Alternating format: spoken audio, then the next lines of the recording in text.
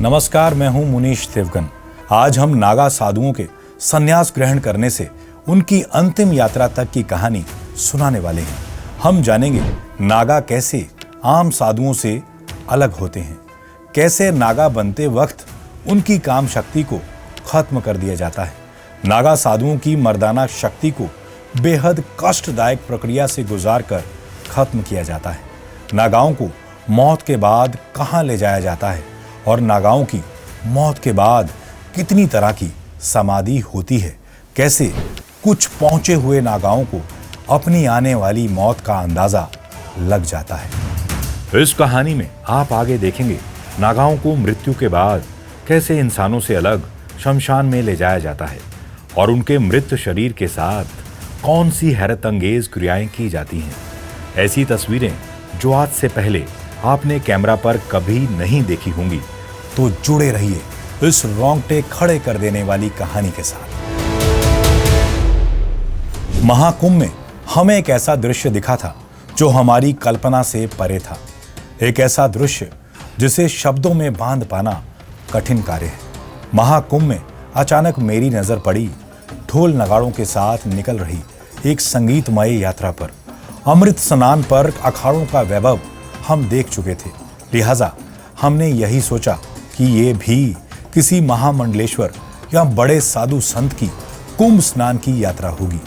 राख लगाए, नागाओं का श्रृंगार किए एक नागा साधु बीचों बीच बैठे थे।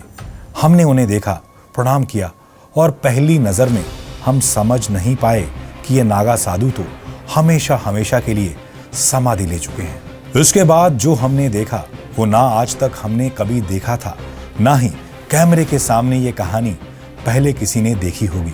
एक नागा साधु की अंतिम यात्रा हम अपनी आंखों से देख रहे थे।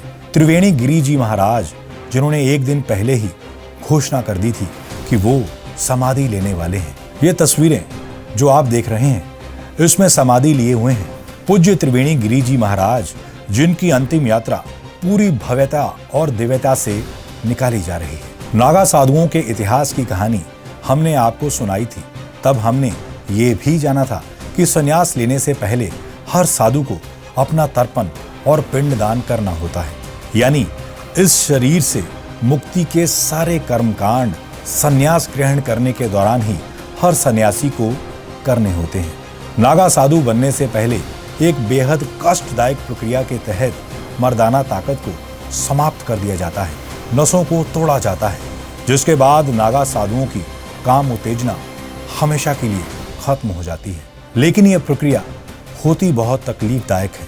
यूं तो नागा साधु अपना पिंडदान पहले ही कर चुके होते हैं, लेकिन जो साधु सिद्ध होते हैं वो जानते हैं कि आत्मा की चिड़िया शरीर के पिंजरे को छोड़ कब उड़ जाएगी। कहते भी हैं, उड़ जाएगा हंस अकेला, जग दर्शन का मेला।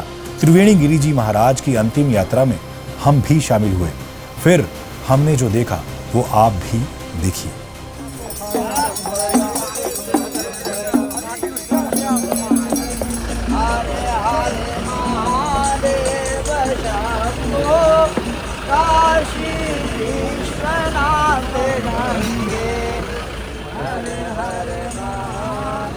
नागा साधुओं को जल समाधि या भूमि समाधि दी जाती है। उनकी अंतिम यात्रा के बारे में हमने संतों से ही पूछा कि आखिर नागा साधुओं को अग्नि क्यों नहीं दी जाती। सन्यासी जो होते हैं उनको या तो मिट्टी दाग होता है या जल दाग होता है। मिट्टी के अंदर भी बने जो वही है, जैसे अग्नि दाग होता है, इसी प्रकार से दाग संस्कार होता है। तो हमारे उनको बैठा दिया जाता है। शरीर तो चला गया, आत्मा तो चली गई।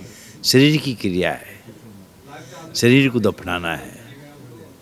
तो शरीर का हमारी रीति रिवाज से मंत्रोपचार के साथ आध्यात्मिक शक्ति के द्वारा उस शरीर को मिट्टी के अंदर लगा करके और मेवामिष्टान से भी माने हम लोग उनको दबाते हैं।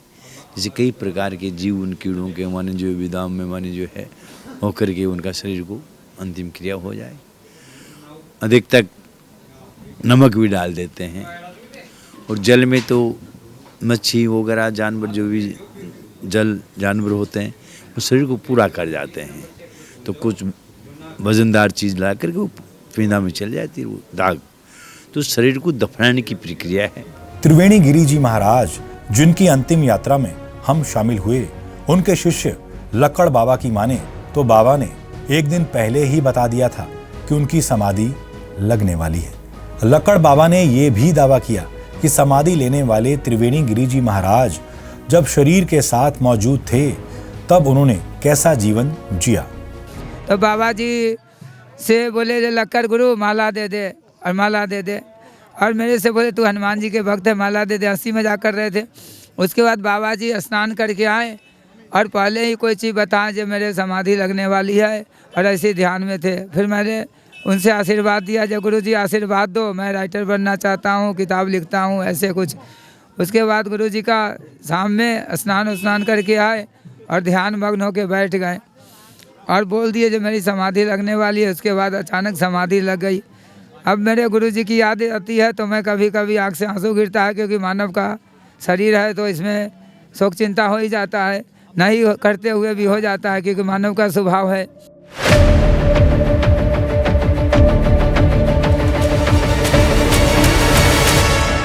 त्रिवेणी गिरी जी महाराज की अंतिम यात्रा में चलते चलते हम गंगा के उस पार आ गए। जूना अखाड़ा के नागा साधुओं के लिए आवंटित ये जगह महाकुंभ मेले से थोड़ा दूर है और ये तमाम नागा साधुओं का ठिकाना है। यहीं पर नागा साधुओं को भूमि समाधि भी दी जाती है। 20 फीट का गड्ढा खोदा जाता है। समाधि लेने वाले संत के साथ कमंडल, त्रिशूल, जनेव, रुद्राक्ष, नारियल जैसी चीजें रखी जाती हैं। गंगा जल का छिड़काव होता है। पूरे कर्मकांड के साथ नागा साधुओं को भूमि समाधि दी जाती है, जिसके बाद दर्शन के लिए भक्त समाधि स्थल पर पहुंचते हैं। जूना अखाड़ा के साधुओं ने बताया कि नागा साधुओं का शरीर भी जल्द ही मिट्टी के अंदर से अदृश्य हो जाता है।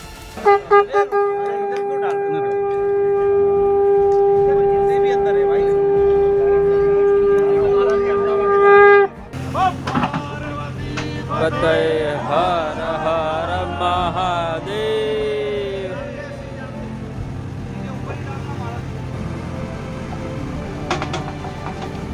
ये सब किसी चमत्कार से कम नहीं था। ये विहंगम अंतिम यात्रा हमें महाकुंभ के असली तत्व की तरफ ले गई, जो है निर्विकार समाधि, निर्विकल्प समर्पण। महान सनातन परंपरा में सन्यासियों के शामिल होने से उनकी अंतिम विदाई तक की यात्रा हमारे सामने थी। इन्हीं महान साधु संतों के दर्शन का सुख असली सुख है महाकुंभ में, और इसी महाकुंभ में इसी वजह से करोड़ों लोग पहुंचते हैं। त्रिवेणी गिरी जी महाराज जोधपुर के रहने वाले थे। महाकुंभ में उन्होंने समाधि ली। उन्हें अंतिम प्रणाम कर हम लौट रहे थे, शून्यता की दिव्यता का एहसास करते हुए।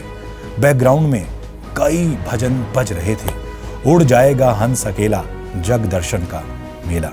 उम्मीद करता हूं क से कहानी का यह एपिसोड आपको पसंद आया होगा, क्योंकि इससे पहले महिला घोरियों से आपकी हमने मुलाकात कराई थी। उस एपिसोड को लाखों लोग देख चुके हैं। उम्मीद करता हूं यह एपिसोड भी आपको पसंद आएगा। अगर पसंद आए तो उसको लाइक और शेयर करना ना भूलें। और अगला एपिसोड आप कौन सी शख्सियत पर देखना चाहते हैं, किस पर कहानी सुनना चाहते हैं, हमें कमेंट करना ना भूलें, क्योंकि ये कहानी जो आपको दिखाई, जो तस्वीरें आपको दिखाई, इससे पहले दावा करते हैं कि किसी ने नहीं दिखाई होंगी। बहुत बहुत शुक्रिया।